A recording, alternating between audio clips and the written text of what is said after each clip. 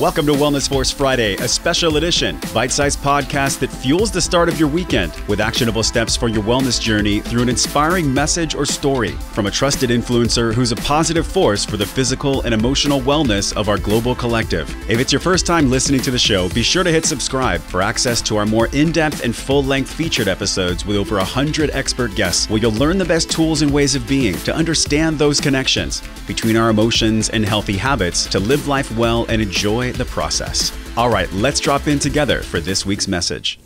How to accomplish big things, even when you feel small. John Morrow, unstoppable.me. Listen to the mustn'ts, child. Listen to the don'ts. Listen to the shouldn'ts, the impossibles, the won'ts. Listen to the never haves, then listen close to me. Anything can happen, child. Anything can be. Shel Silverstein. Have you ever felt like your dreams are bigger than you are?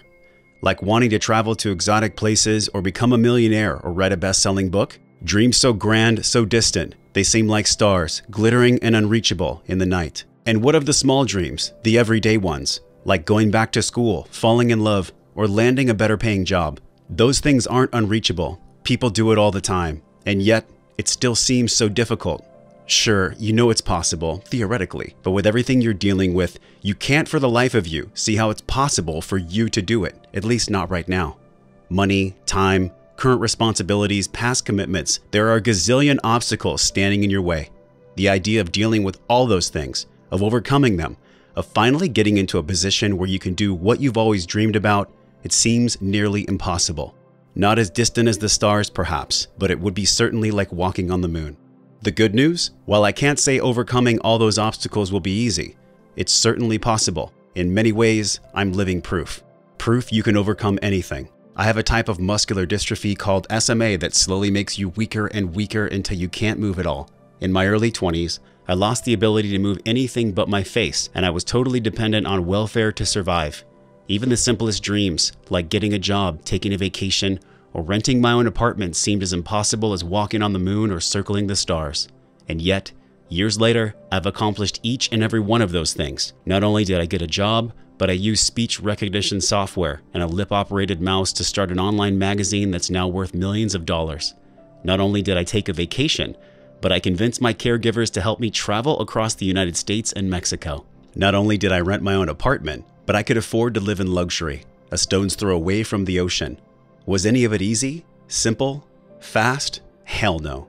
Building the life of my dreams was the scariest, most difficult thing I've ever done. But I did it, not through luck or genius or powerful connections, but by learning to use my brain in a way that few people do. In this post, I'll show you the exact method I used to make it all happen. Nothing for sale and no woo-woo stuff. This is the entire method, and it's packed with actionable, albeit difficult, advice. Let's get started. Step 1. Reconstruct reality. What? I told you this wasn't going to be easy. But listen, most people in wheelchairs believe it's impossible for them to get a job, travel, or support themselves. It's not that they don't want it. They're all aching to do those things, but no one they know has ever done it. Everyone around them assumes they will never do it, and so anytime hope starts to kindle inside them, they ruthlessly crush it because in their world, it's not realistic. The solution? Switch to a reality where it is realistic. For several years leading up to starting my own business, I ruthlessly eliminated anything that even suggested I was powerless and replaced it with the concrete proof that I wasn't. In other words, I deliberately brainwashed myself into believing I could do the impossible. For example, I listened to podcasts and audiobooks that told stories of people accomplishing incredible things for 4 to 8 hours a day. The goal? Drown out the negative. Anytime I was around negative people or having negative thoughts, I would pop in the earbuds and listen. Tony Robbins, Zig Ziglar, biographies of Franklin Delano Roosevelt and Christopher Reeve. Hours every day. I listened to stories and motivational speakers suggesting I could do anything. And in time, I believed them. I refused to hang out with other disabled or impoverished people, not because I thought I was better than them, but because they represented what I was, rather than what I wanted to become. To replace them, I found a real estate club I could join for only $100 per year, and I brazenly asked the top investors in the club if they would take me to lunch and answer my questions. Amused by the cocky kid in a wheelchair, they agreed, and suddenly I was spending 2 to 3 hours a day with millionaires. By the end of the year, I thought of myself as one of them, not because I was rich, but because I now spent more time with them than anyone else. I replaced all TV time with reading time. TV is full of stories of murder, betrayal, and pain. It's riveting, but it also messes with your mind. Once I figured this out, I started going to the library every day instead of watching TV. After about a year, I finished every book of interest to me, so I switched to Barnes & Noble. I couldn't afford the books, so I sat in the aisles and read them cover to cover, my caregivers turning the pages for me. Within a few years, I'd read hundreds of books on self-improvement, investing, philosophy, psychology, and diet. My brain became an encyclopedia of actionable, realistic ideas for making my life better. The result? Day by day, month by month, year by year, my conception of realistic began to stretch, and I saw the world entirely differently, not just because of positive thinking, but because I had replaced everything in my reality that suggested anything less. The truth. You can't think your way out of a crappy life. The only way out is to construct a world where incredible things aren't impossible. They're expected, even commonplace. Then you must live in that world, spending more time there than you do in the current one. In time, it will change you. Your thoughts, beliefs, and actions will begin to reflect the world you constructed rather than the world you live in. Bit by bit, you will become a different person, a better version of yourself, someone capable of achieving things the old you couldn't. And that's when you're ready to discover the price. Step 2. Pay the price. Imagine for a moment that you're in a magical store. Everywhere you look, there is something you deeply desire. Experiences, material possessions, even other people. They are all for sale. The catch? None of the price tags have a dollar figure on them. Instead, they list the sacrifices you must make to buy them. Want to become a successful entrepreneur? You can buy it for the price of 10 to 20 years where you teeter on the edge of bankruptcy, sleep for only 4 to 6 hours a night, listen to everyone calling you a fool, and struggle in silence against your fears and anxiety, burdened with the knowledge you can never reveal to your employees or investors how scared you are, because they depend on you to give them confidence. Gah, that's terrible, you say. The price is too high, so you reach over to a more reasonable one, a family who loves you. You can buy it for the price of 30 to 50 years where you put their needs ahead of your own. Worry about their safety. Take jobs that pay well instead of ones that fulfill you. Fight traffic on the way to work for an hour every day because you live in the suburbs. Ignore every member of the opposite sex who attracts you and die with the secret, quiet question of what your life would have been like if you had chosen to stay single and pursue your passions instead.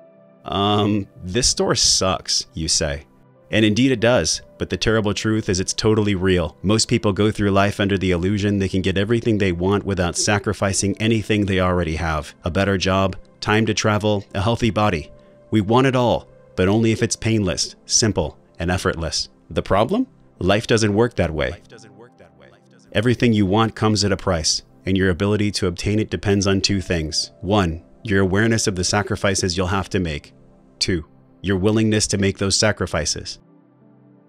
An example to illustrate. When I decided to become an entrepreneur, I bought the biographies of Michael Dell, Richard Branson, and dozens of others. As I read through their stories, I paid special attention to what they had to give up to get where they are. I didn't care about the rewards. I didn't care about the little tips and strategies they used. I cared about the sacrifices. After reading the books, I made a gigantic list of them, and I asked myself, are you willing to make the sacrifices to become a successful entrepreneur? At first, I wasn't sure. The price seemed awfully high. And let's be honest, sometimes you pay the price, and you still don't get the result. It was frightening, depressing, enough to make me reconsider. Ultimately, though, I decided to go for it. I committed to a 10 to 20-year roller coaster ride, put all other commitments on the back burner, and started working 12 hours a day, 7 days a week, dedicating myself to my company, heart, mind, and soul. How about you? What do you want in life?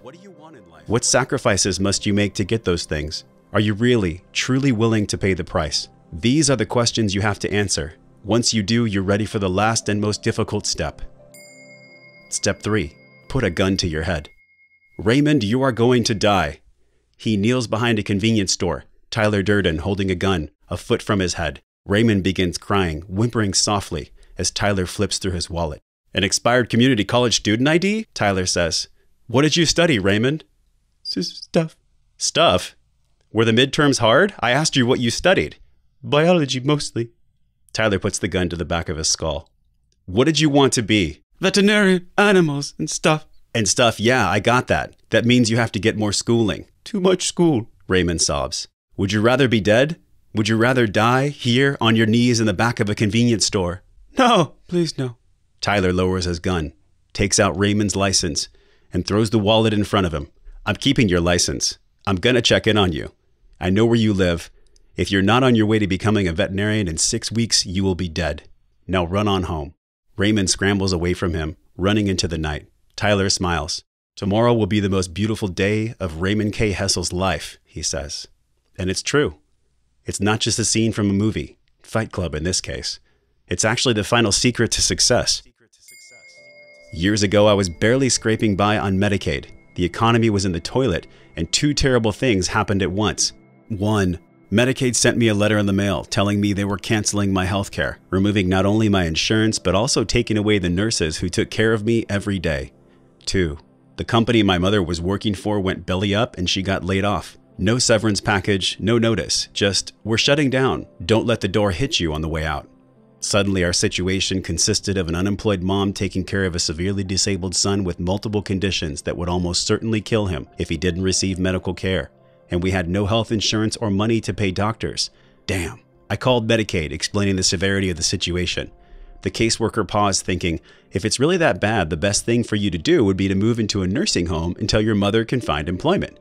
We can pay for that if you'd like. I just stared at the phone. Then I hung up. A few weeks later, we packed everything we owned into our minivan and drove over 2,000 miles to Mexico, where healthcare was cheaper. Not because we wanted to, not because it was some brilliant plan, but because it was the only way to survive. Years later, people think it's incredible. They ask, how did you find the courage to do that? Every time I hear that question, it makes me want to laugh hysterically. The only alternative was to move into a freaking nursing home. Do you know what happens to people in government-supported nursing homes? They die. Fast. Sometimes it's because they're sick, but the real reason is those kinds of nursing homes are the worst imaginable place to live, and they die just so they don't have to stay there anymore. For me, the situation was quite literally life and death. I had a gun to my head, and I did the only thing I could think of to survive. The moral of the story? Most people think it's a tale of courage and persistence, a feel-good story of a young man and his mom who overcame the odds, and I suppose it is. But it's also a testament to the astonishing, almost limitless power of having a gun to your head. If you know what you need to do, and you're struggling to make yourself do it, you might think, oh, it's because I suck. I don't have the self-discipline of people like John. Wrong. It's because you don't have a gun to your head forcing you to take action whether you like it or not. The solution? It sounds crazy, but put a gun to your head, deliberately. Now let me be clear. I'm not talking about a real gun.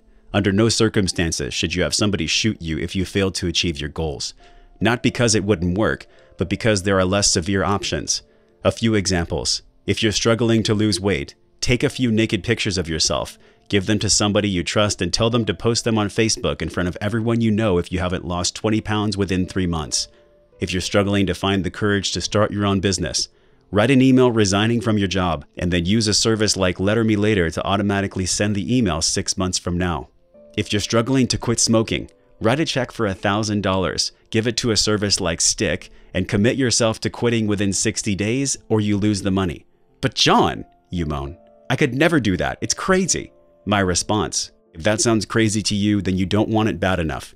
Accept that about yourself and go back to step 2, choosing a different objective you do really care about, because this is certain. The only way to succeed is if the pain of doing something is less than the pain of doing nothing. You must, therefore, increase the pain of doing nothing.